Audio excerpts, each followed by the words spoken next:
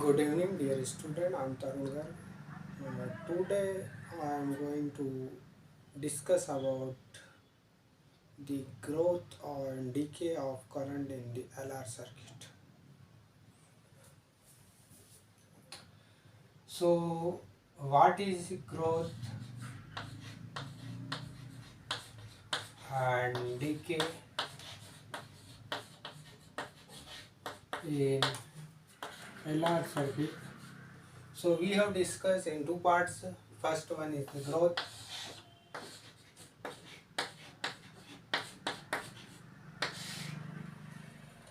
In growth in current in LR circuit. This video is helpful for BSc second year student as well as competitive exam student who has preparation of GATE, GEST and so on. So growth and decay of the first we have draw the circuit. In circuit the component is resistance, also connected with series in inductance, also connected with battery. This battery is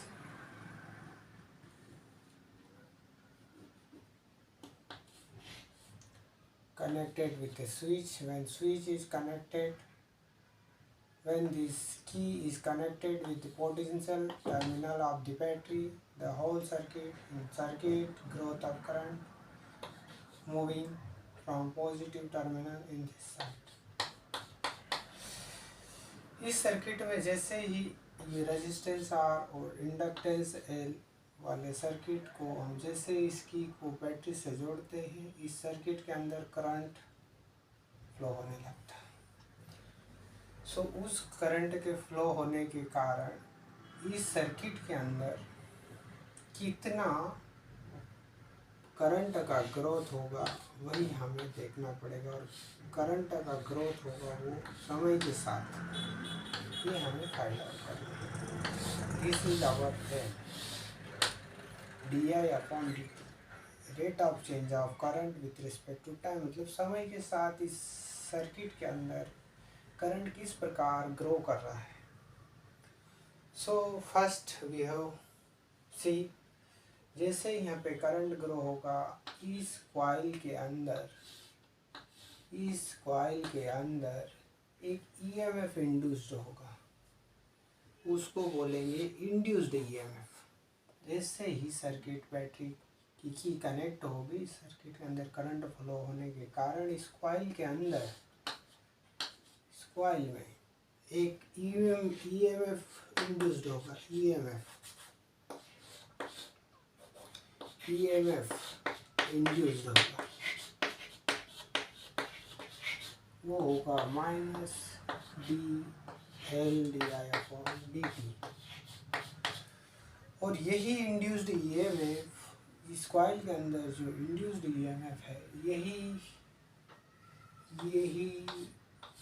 जो current है जिसके कारण उत्पन्न हुआ है, produce हुआ, induced हुआ, उसका ही अपोज करेगा। क्या करेगा? अपोज करेगा। सो अब एक ईएमएफ तो कॉइल के अंदर है, इंड्यूस्ड ईएमएफ, और दूसरा ईएमएफ इस बैटरी के सिरों पे है, वो है कैपिटल ई। सो इस सर्किट के अंदर टोटल ईएमएफ, या उसे हम बोलेंगे नेट ईएमएफ, वो कितना होगा? So net EMF E net equals to E induced EMF, ये due to battery potential EMF या एक्सटर्नल ईएमएफ इसको बोल सकते हैं, plus induced EMF, actually induced EMF क्या करंट के ग्रो होने के कारण क्या हो रहा है, घट रहा। ये हमारा एल डी आई अपॉन डी टी। जो ये नेट ईएमएफ होगा, जो ये नेट ईएमएफ होगा, ईएमएफ नेट, ये नेट ईएमएफ इस रेजिस्टेंस आर के जीरो पे जो पोटेंशियल डिफरेंस होगा उसके बराबर होगा, which is equals to potential difference across resistance R. So ये जो हमारा V होगा वो होगा आई आर बराबर E induced E external EMF minus L D आई अपॉन डी टी। चूँकि हमारा एम है कि ये ग्रोथ ऑफ करंट कैसे निकाला जाए, सर्किट के अंदर कैसे ग्रो हो रहा, तो इसके लिए हमको फर्स्ट क्या फाइंड आउट करना पड़ेगा, आई। और आई कहीं ना कहीं हमें इसी इक्वेशन से मिलेगा, आई कहीं ना कहीं हम इसी इक्वेशन को सोल्व करेंगे, रिजोल्व करेंगे। तो यहाँ भी आई दिख रहा है हमें, यहाँ भी आई दिख रहा है, तो यहाँ से कहीं ना कहीं मुझे क्या मिलेगा, आई। दिस इक्वेशन एक प्रकार से ये जो बता रहे ग्रोथ की बता रहा D I upon D T. अब इसको हम एक अरेंज करते हैं, रीअरेंज करते हैं।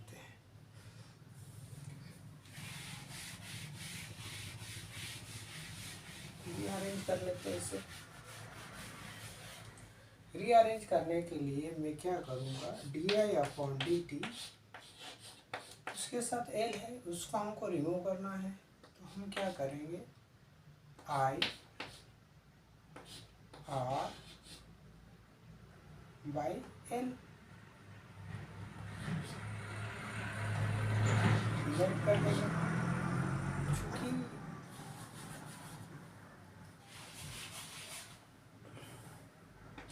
आई आर बाई एल, और यहाँ भी मेरे पास हो जाएगा ई बाई आर। अब चूँकि ये ग्रोथ जो है ये एक्सपोनेंशियली हो सकता है, करंट इस प्रकार तो होगा नहीं, इस प्रकार धीरे धीरे समय के साथ बढ़ेगा।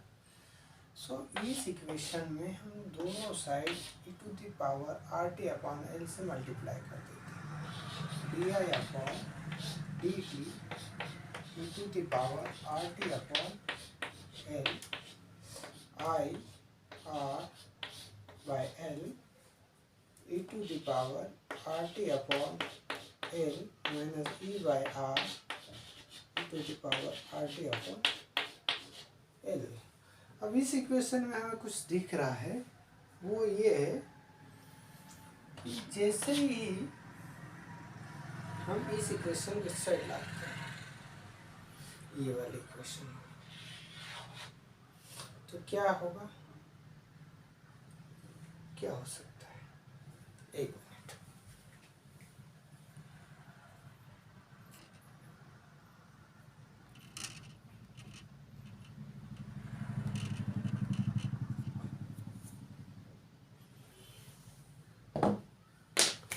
Sorry, storage is down, please wait.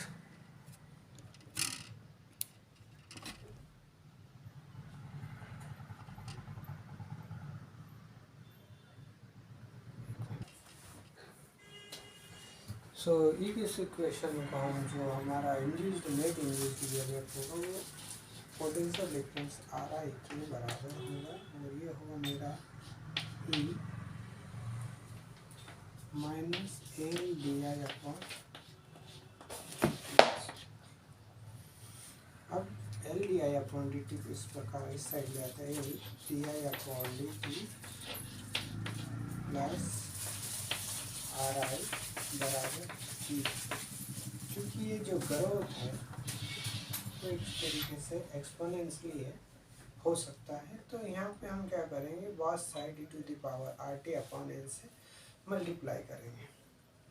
तो जो एल है इसको रिमूव करना है, इसलिए हम क्या करेंगे, पूरी इक्वेशन में एल से क्या कर देंगे, डिवाइड कर देंगे। तो यहाँ पे हो जाएगा ई बाई एल, यहाँ हो जाएगा आर बाई एल, और एल बाई एल कट। तो D I upon D T E to the power R T upon L plus R by L E to the power R T by L बराबर ई by L E to the power R T upon L. अब इस equation में हम देखते हैं कि ये जो इक्वेशन है एक प्रकार से I E to the power R T upon L का डिफ्रेंशिएशन है। तो जब हम इसको डिफ्रेंशिएट बाय पार्ट करते तो हमको ये मिल जाता है। तो इस प्रकार पूरी इक्वेशन को मैं ये लिख सकता हूँ, d by d t i to the power R T upon L बराबर ई by L E to the power R T upon L. अब इस इक्वेशन में मुझे चाहिए आई करंट चाहिए। करंट चाहिए तो मैं क्या करूँगा, इसको विथ रिस्पेक्ट टू इसको मैं डिफ्रेंशिएट कर दूँगा।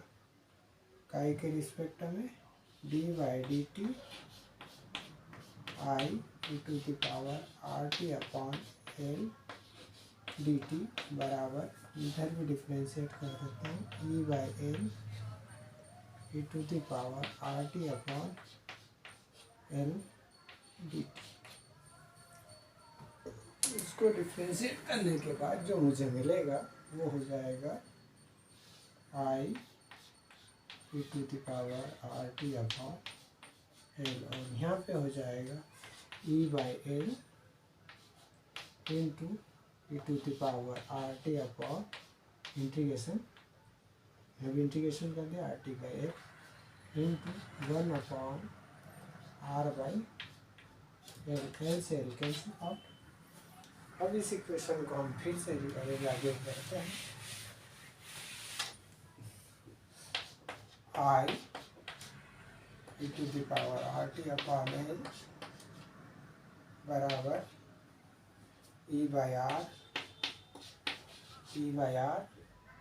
ई to the power R T upon plus यहाँ पे एक इंटीग्रेशन कांस्टेंट भी आएगा r T upon L plus integration constant. अब हम देखते हैं कि सर्किट के अंदर जब समय जीरो था, मतलब इनिशियली हमारी जो की है वो बैटरी से कनेक्ट नहीं हुई थी, उस समय पे जो हमारा करंट था वो इनिशियल करंट था आई बराबर आई नॉट में टी बराबर टी नॉट।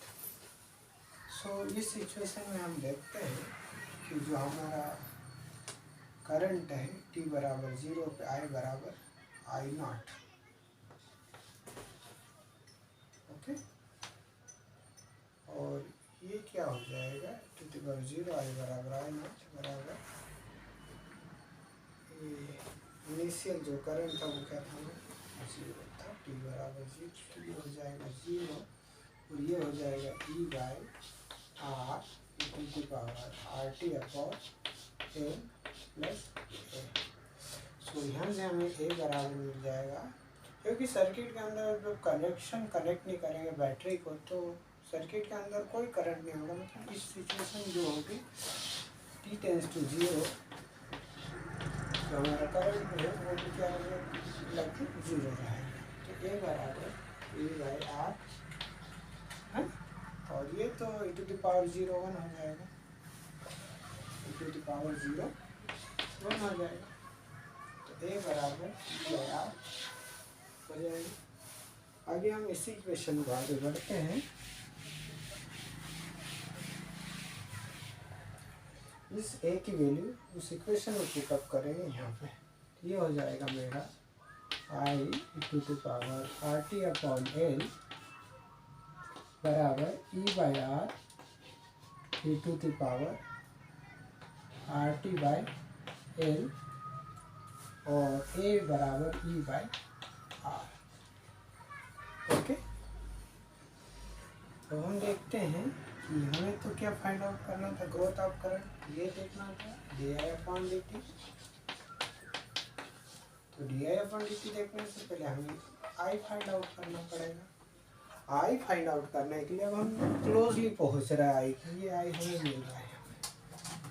अब यहाँ क्या करेंगे, I e to the power R T upon L बराबर ई बाई आर, और कॉमन दोनों जगह से ले लेते हैं तो यहाँ से बचता है e to the power R T by L -1। ठीक है, अब हम देखते हैं कि हमें आई चाहिए, ये करंट चाहिए, तो हम क्या करेंगे, इस टर्म को क्या करने की कोशिश करेंगे, एलिमिनेट करने की कोशिश करेंगे। एलिमिनेट करने के लिए हम इस इक्वेशन को e to the power R T upon L से डिवाइड कर सकते हैं। तो e to the power R T upon L से पूरी इक्वेशन में डिवाइड कर देते हैं, आर टी अपॉन एल, और यहाँ भी लगा दो e to the power R T upon L.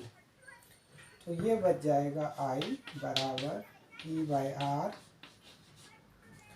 ये तो 1 हो जाएगा, 1 माइनस, अब ये ऊपर जाएगा तो माइनस हो जाएगा, e to the power minus R T by L. लगभग हम आई की ओर पहुँच गए।